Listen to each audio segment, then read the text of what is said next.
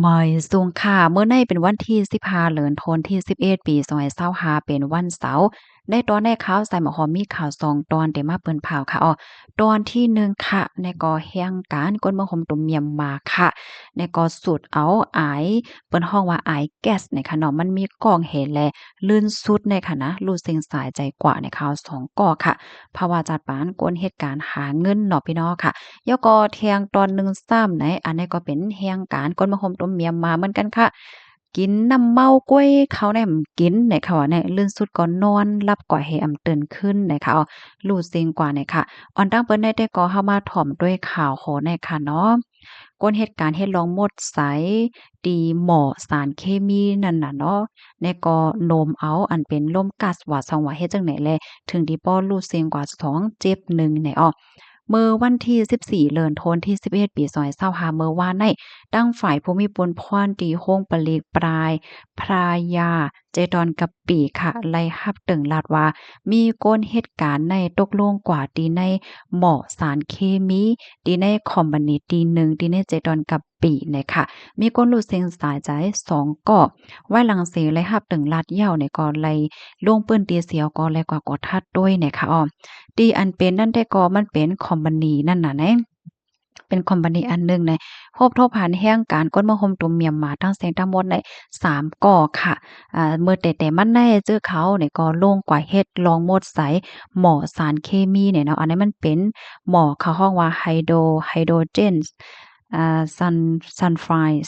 เนี่ยเนาะอันนั้นก็ที่ฮ้องว่าก๊าซไข่เน่าเฮ็ดให้เหี่ยวก็ไล่สูดโนมเอาแก๊สนั้นเข้ากว่าใน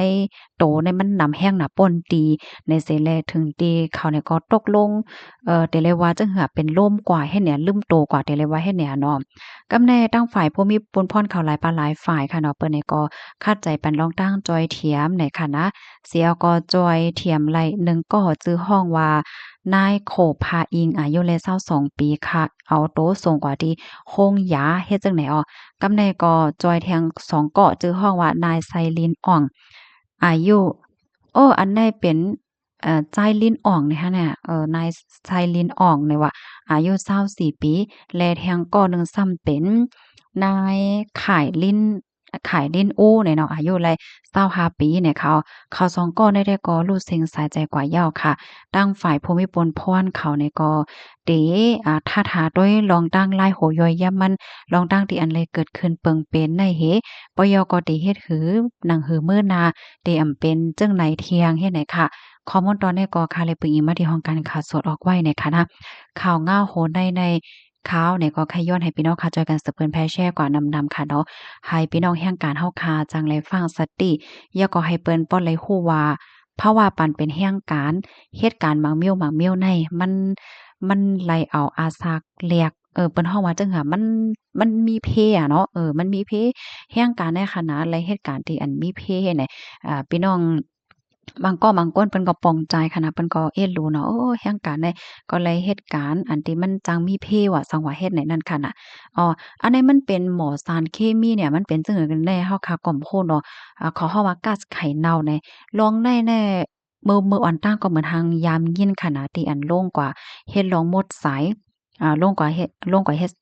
องหมดสายที่ในหมอสารเคมีเฮ็ดเนี่ยย่อมมันติมีเสียวอะมีหางว่าเฮ็ดจั่งใดนั่นค่ะน่ะเนาะ เลื่อนสุดก็รู้สึกสายใจกว่าเฮ็ดจั่งใดนะเพราะว่าเฮาค้ามาด้วยในเสียมันก็แลบเด็กยามเนาะก่อนที่อันยามเฮ็ดว่าสังว่าในก็ได้ที่คูหลีเนาะพี่ๆน้องๆเฮาค่ะ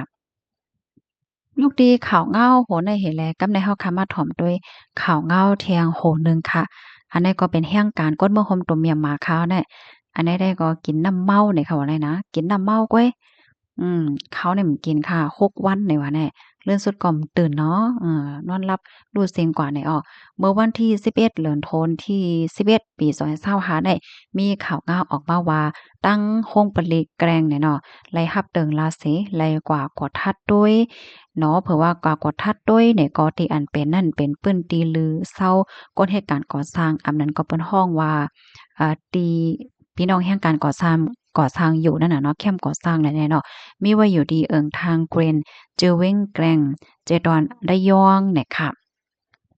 เลยกว่าครบทบหันครับโตนายสู้เนาะอายุเลย36ปีนอนรู้เซ็งสายใจว่าอยู่ที่ในห้องลือค่ะทัดด้วยจอมตัวจอมคิงก็มีห้อยหมัดห้อยเจ็บนั้นก็ห้อยอันถมหญ้าเฮ็ดหญ้าเหียมหญ้าหางจังไหนในมีคาล่ามว่ารู้เซ็งสายใจมายาวเตรียมเลยสิ1ชั่วโมงเฮ็ดไหนอ้อก็เป็นเมนางจ้ายสู้ค่ะเนาะก็ลัดในว่า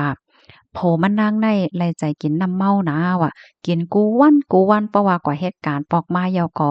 มากินน้ำเมาเนี่ยเนาะการเขาได้ก็เป็นเฮ็ดรับจ้างเหตุการณ์ก่อสร้างค่ะ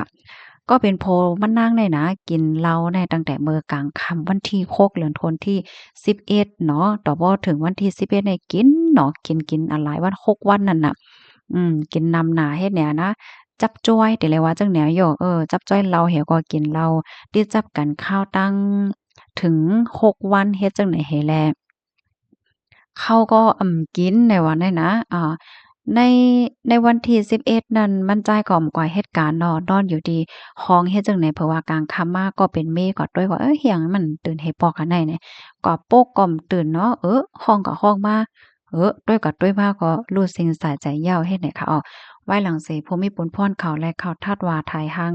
เก็บเป็นสักเสนหลักฐานมันเหย้าเนี่ยก็เอาขับโตในส่งกว่าที่โรงยาค่ะเนาะเปิดตาให้หมอยาเขาทัดด้วย ลองตั้งไล่โหย่อยๆมันแทงกับหนึ่งสีก่อนที่จะเอาขับโตในมอบปัญญาติพี่น้องเฮียนหลุดต้านปันกว่าจำหนังหมายมีวันเมืองมีนั่นเฮ็ดไหนค่ะคอมมอนต่อได้ก็ค่ะเลยย้อนนำค่ะก่อนที่ภูมิพลพรเขาได้เอาขับโตได้มอบปัญญาติพี่น้องขับขึงปันกว่าจอมหนังฟิงทุ่งศาสนามีนั่นว่าไหนค่ะคอมมอนตอนได้เลยเปิงอิงออกมาที่ข่าวเวิร์กพอยต์ออกไว้เนี่ยเนาะน้ำเมาค่ะมันก็ในก็เจอกินหนาเนี่ยค่ะเนาะ ถึงขิงข้าวกัดมายาวอันนี้ก็ขย้อนฟังถึงปันพี่ๆน้องๆเฮาค่ะเนาะมันก็ได้ว่ากัดหนาในเฮาก็กินน้ำเมาเปิดตาได้ลดย่อมไหลลองตั้งกัดไหนเนาะก้อยกะว่าเพราะว่าเฮาคากินน้ำเมาน้ำแห้งน่ะไหนสางถกมันเตเตอเคิกป้าอยู่ลีเฮาเนาะเมื่อนังว่า อันตั้งในได้มันร้อน มันรู้สึกว่าร้อนโอนๆไหม้ๆให้แหน่เนาะก็เลยกะว่าตั้งรอคาๆเนี่ยซ้ำมันทำกัดหน้าให้แหน่เนาะอันนี้ก็จังตึกเคิกไหลเฮ็ดให้พี่น้องเฮาค่ะก็สติลองไปอยู่เลกันค่ะเนาะถึงขิงข้าวกัดมาในเนี่ยค่ะนะน้ำเมาในป้อหมอกินก็เป็นยาเนี่ยค่ะเนาะป้อหมอกินก็